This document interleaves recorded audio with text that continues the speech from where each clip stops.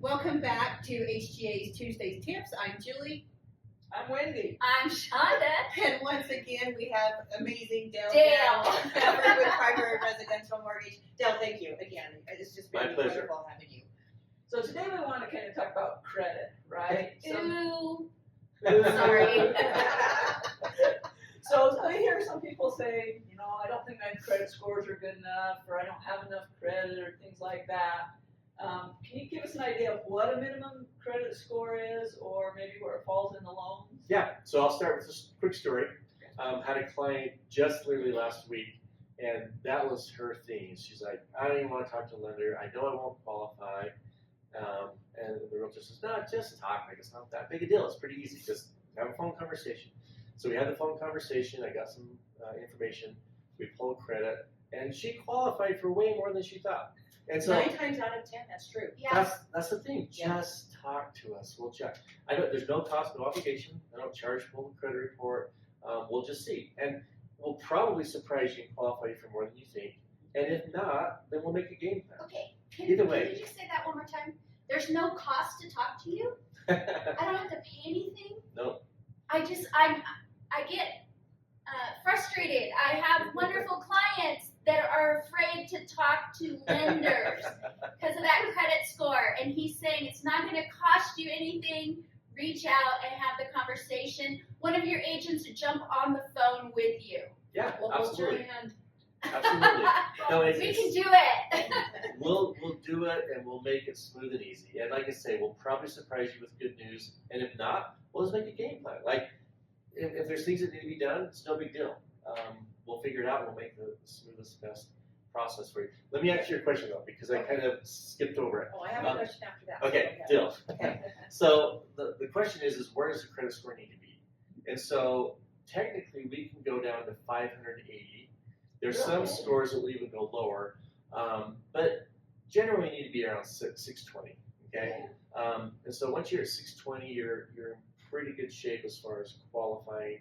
And then obviously the higher the score, the better for approval and terms and that type of thing. But we have a lot of programs to get you there. And so the thing is if you qualify for that program with a lower score, great, good news, you can still go and buy something. But the whole other side of it is we can also help you get your score higher.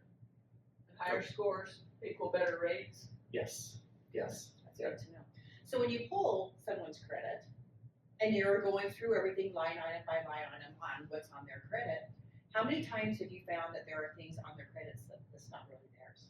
You know what? I've been doing this over 25 years, and in the beginning, that was a common thing. Okay. Like, it was crazy how, almost every other client is like, no, that's not mine. I mean, there were errors. Credit reports these days are pretty darn accurate. It's amazing how correct they usually are. Every now and again there will be something, but it's pretty rare. But it is a process to get those removed. It is, and so the issue is it's not so much inaccuracy. Sometimes the hidden surprise is the client doesn't know, right? Like maybe there's a medical bill they thought insurance was going to pay, or whatever other thing they thought was taken care of. Maybe they paid most of the balance, but there's a lingering balance, and so something negative pops up. And so I think that's part of the worry of people saying, hey, I don't want to go get my credit pulled and deal with that embarrassment or whatever. Listen, it's not embarrassing. I've seen everything, okay? there's zero embarrassment. We're here to help. And so if it's better than you thought, fantastic. If it's not, then we'll get it fixed. We'll help you. Yeah. It could be we were a junior and senior, and they didn't put the difference on there. Right. Deal with that. Yeah, Okay. absolutely. Or the names are so similar or whatever, yeah. Well, they're It's juniors, and they senior. just don't add junior and senior to the end of it, and that becomes. Yes. So we just need to get it checked, right? Like again, we aren't charging you for it. There's no cost of obligation. It's easy. We'll have a quick conversation, and then you'll know, right? So again, I just want to clarify. What I heard you say was if you don't qualify or there's something there that's holding you back, I'll help you come up with a plan so that you can still meet your home goals. Yeah, and I would say, exactly. And I would say it's super important, like I can't emphasize enough, to talk to an expert like us on how to get your score up. Because there's a lot of crazy ideas out there of how to get your score up that it's not the right thing to do. Okay? So, number So one. I shouldn't go take out a credit card? Actually, maybe. Maybe, okay. The answer is maybe. I mean, in some cases, we need to build a credit depth or credit history. And so there's times that I do advise that. There's times when that's like the last thing you want to do, right? So we need to have a conversation. We need to pull the credit report. And then if there's some things we need to fix and tweak, we have an amazing tool called Credit Expert where it goes in with an algorithm that goes with the credit report and figures out exactly what to do to improve your score to the maximum amount based on paying down credit card debt. And so I can tell you, hey, pay your credit card down to 30% of the limit, that's going to help, or whatever different number, it will help. But this Credit Expert software that we have will tell you exactly how much to pay down to, and it will maximize your credit score. So, Nice. super helpful. That's amazing. Can I just have that? I'll do it. We'll do the free credit report. We'll do Oh, it. yes.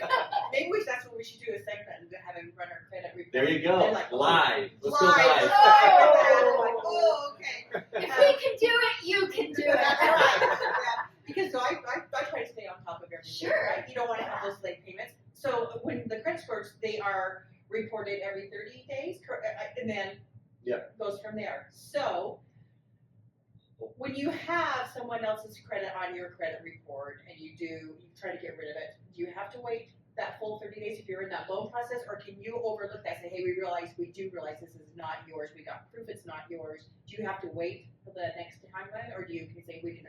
Yeah, so we can do things ahead of that timeline. So even with paying down debt or any of those sorts of things, if there's a mistake on your credit report, we can get the documentation, and then we can do what's called a rapid rescore, Okay. and we can get it removed or balance updated or something, and then get a new credit report generated with the correct information. That's awesome. That's fantastic.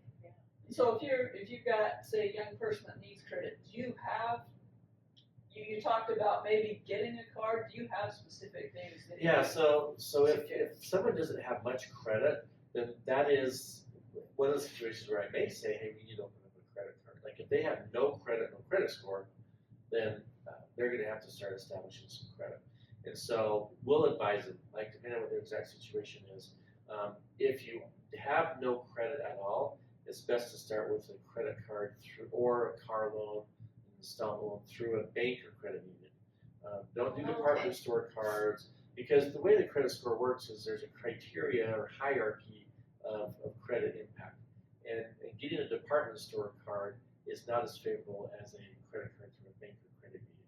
Okay, so you want to go to one of bank or credit union, open up a card. But again, that's not the first step. The first step is talk to me. Right. Because Exactly. And if you do recommend that they get a credit card through their bank or the credit union, do you want them to put X amount of dollars on every month and pay it off, or do you want them to put a small amount on it and carry a balance? I'm just trying to think which is the best way to help improve that credit. So it depends on their timing of when they're going to buy a house. So for all my kids, I made them when they turn 18.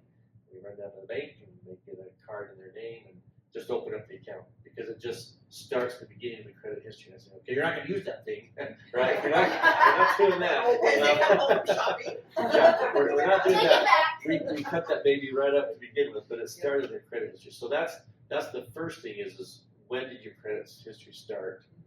The depth is how many do you have? So there's a balance there, right? Because you don't want excessive credit, but we usually want to see at least 2 or 3 trade lines that are 1 or 2 years old, right? Now, if you don't have that, we still have things we can do and work. So again, we can have a conversation and figure out the best plan.